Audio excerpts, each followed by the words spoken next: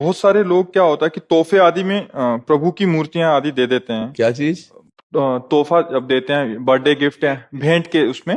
तो अभी तो घर में तो एक ही विराजमान कर सकते हैं, अभी पता लगा कुछ दिन में 10-15 हो गई, तो नहीं, उनका क्या नहीं करें? लेना चाहिए। हम नहीं लेते। वो तो पूरा पैक करके देते हैं हमारे। नहीं, हमने नहीं चाहिए। हम पूछते हैं जैसे कोई कुछ दे, क्या है? नहीं चाहिए हमें। हमारे सेब में विराजमान है। हम इनको किसको देंगे? किसी को देना, अब वो क्या व्यवहार करेगा? मान लो क्या व्यवहार करेगा।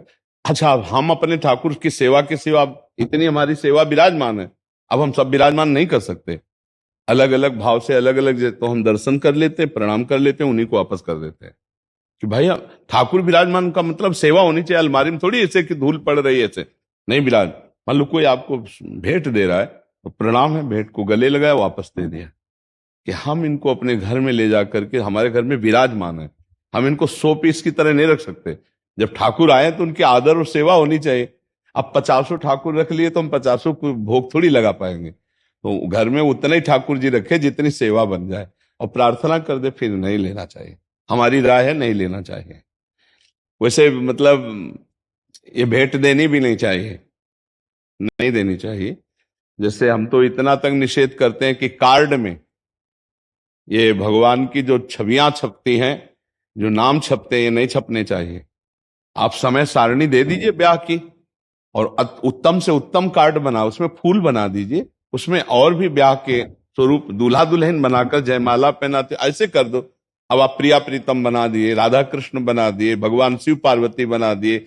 अब वो तो आदमी निमंत्रण कार्ड की तरह, और इसके बाद फिर वो फेंक दिया जाता है ना दृष्टि। अब वो प्रिया प्रीतम बने, राधा कृष्ण बने, या शिव पार्वती बने, वही हम मंदिर में विराजमान को, वही हमारे, यही तो हमारी बुद्धि भ्रष्ट का होने का कारण है। अब एक साधारण से अपने व्यापार चलाने के लिए थैलों में प्रभु की रूप छाप रहे हैं, प्रभु के नाम छाप रहे हैं। अब जिस हम नाम की उपासना करते हैं, उसी नाम को तमाकू में छाप रहे हैं। अब वो जो पैक फुटपाथ में जाएगा, वो पैर पड़ेगा, तो जो कंपनी वाला है उसकी दुर्गति होगी। क्योंकि उस नाम और रूप तो अपमानित कर रहा है मात्र कुछ चंद रुपए के लिए।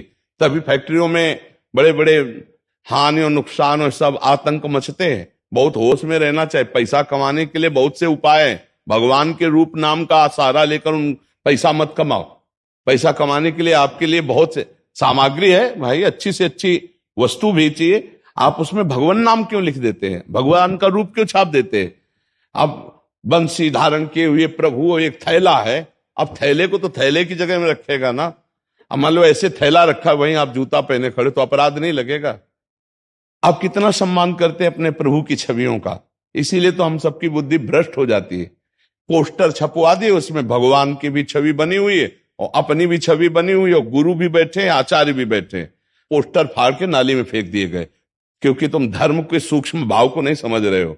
तुम भगवान का अपमान कर रहे हो। हमें लगता है नहीं लेना चाहिए और नहीं देना चाहिए। ऐसे थोड़ी कि भेंट में आप सबको प्रभु बांट रहे हैं, प्रभु के थैले बांट रहे हैं, वो भेंट को भेंट को तरह लेगा, वो कोई भगवान मान के लेगा? हाँ, जिसकी श्रद्धा है तो जाओ, आप भेंट दो जाके, खरीदो जाके, और फिर लाओ और पद्धति से विराजमान करके उनकी सेवा करो। वो बात तो ठीक है। खिलवाड़ में भेंट देना थोड़ी है। ना भेंट देना चाहिए ना भेंट लेना चाहिए प्रभु के रूपों की। हाँ, अगर सेवा भावना तो फिर जरूर ले लेनी चाहिए। लेकिन घर में सबके ठाकुर विराजमान है, और वो कहां 50 जगह विराजमान करके भोग लगाएगा? तो अनादर ही तो होगा। अपने यहां देखो कितने स्वार्थी हैं।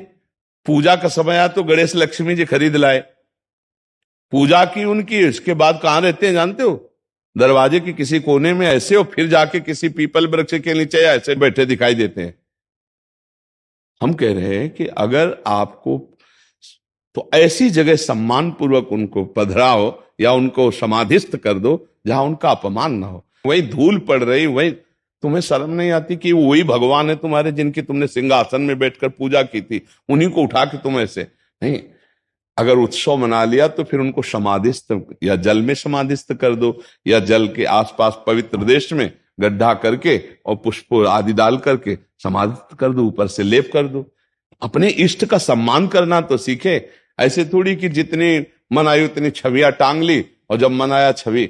एक हम जा रहे थे तो एक जगह मार्ग में इतने सुंदर प्रभु की छवि पड़ी थी, शीशा टूटा हुआ, ऐसे उठाया, छाती से लगाया, फिर जाकर के उनको। तो अब ये भाव तो कैसे? अब उन तो नई छवि विराजमान कर ली, पुराने फेंक दिए, तो भगवान कभी प्रसन्न होंगे तुमको?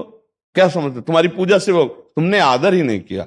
एक बार राधा बाबा गीता वाटिका में, तो यहां से वो घनश्याम ठाकुर गए हुए थे, बहुत बड़े महान संत भी हुए, और रास करने में वो ठाकुर जी बनते थे, इसलिए उनको ठाकुर जी का, वो ऐसे अंगुली से लिख दिया ऐसे राधा रज में।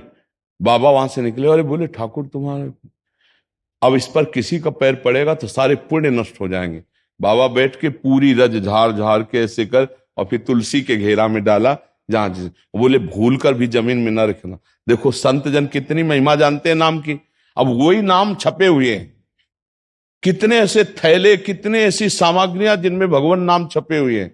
अब वो सब ऐसे कैसे? यही हम देखते हैं, फाड़ करके नालियों में फेंक दिए जाते हैं भगवान के नाम, भगवान के रूप। ये सब अपराध है, ऐसा नहीं करना चाहिए, क्योंकि ऐसे करने से बुद्धि भ्रष्ट हो जाती है, सुंदर भक्ति नहीं आती। भक्ति के लिए उचित है कि जो हम विराजमान करें उनकी आराधना करें। और जब कभी ऐसा हो जाए कि हम दूसरे रूप में लेना चाहते हैं उनको, तो किसी पावन नदी, पावन सरोवर के तट पर जाकर रज खोदो और उनको समाधिस्थ कर दो, ऊपर से रज डाल दो। ऐसे ऐसे खुला अपमान के लिए चौराहे पे मत रखो, किसी वृक्ष के नीचे मत रखो, ऐसा करना चाहिए। उनकी मानसिकता भी हम बता देते हैं, हमारे जी हमारे पास आते रहते हैं। उनकी मानसिकता रहती है कि अगर किसी पेपर पे हमने लिख दिया राधा, तो अभी सारा काम मंगल में होगा। अगर किसी कार्ड में छाप दिया राधा कृष्ण की छवि, तो अभी सारा मंगल मंगल, हाँ, सारा अच्छा अच्छा तो होगा। मंगल किसे कहते जानते हो? और जब वो नाम किसी के पैरों के नीचे पड़ेगा, उसका अपमान